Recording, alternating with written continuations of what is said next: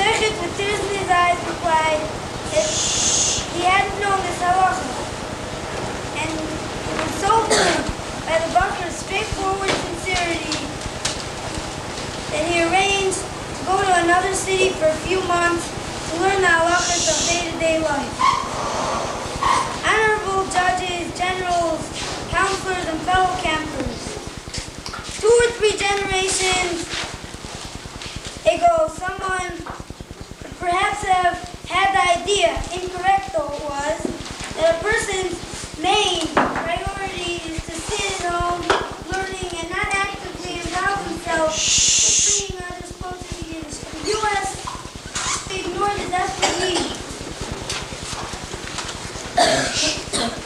Most of the Jewish people today are almost entirely ignorant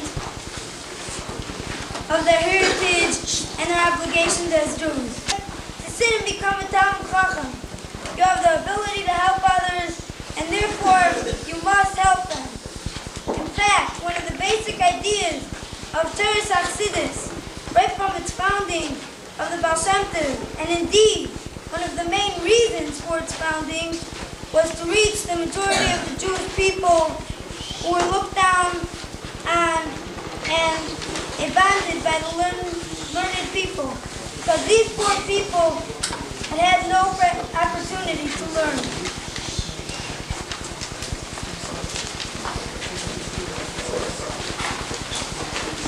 We learn in the Gemara that the destruction of the Beis HaMikdash and the dark hours of the Jewish people was caused by Sinas Chinam, and the Geula will be brought about by Avos Chinam, loving a fellow Jew for no other reason but that he is Jewish, to go out to help your fellow and not worry only about yourself.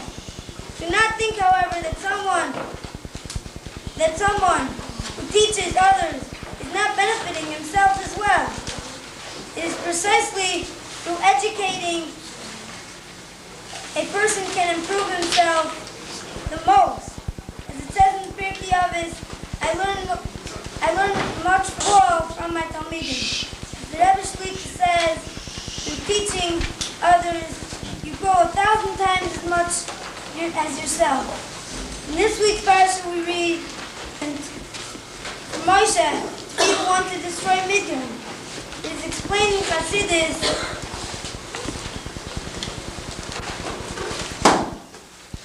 that Midian comes from the word Madan, separation and discord, which is the lowest level of impurity in this world. It was only through Moshe, the Nasi Adar, that this evil could be destroyed. Today, our Nasi Dereinu, the Rebbe Shlita, command to us is to go out to bring closer our Jewish brothers to Torah and Yiddishkeit. That is our most vitally important mission today, and our Nasi, the Rebbe, sees that this Chinuch Sulasai is the only way to bring us out of this galus.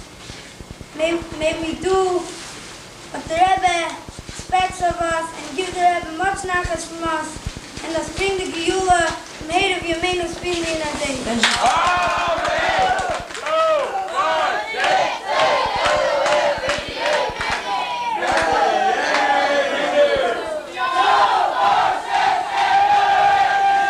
There was one time a chassid that came to the Alter Rebbe discussing how many pages of Gemara he learned.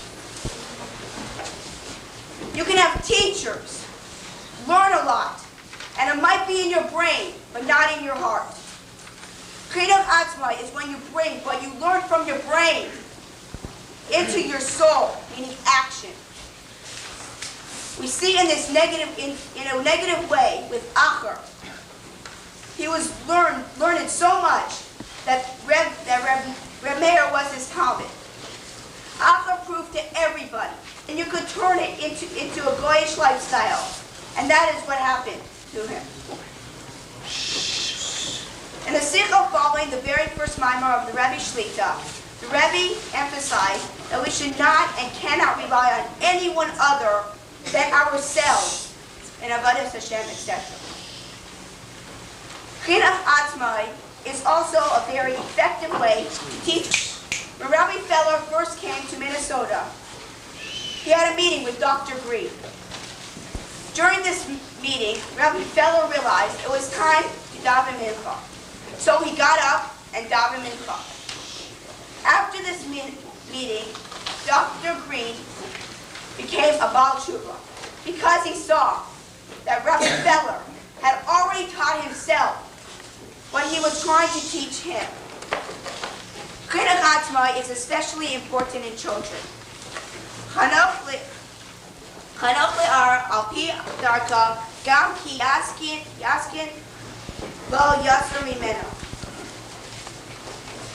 When a child is young, he's like a tree that can be formed in any way you want it to be, and it will remain that way for the rest of his life.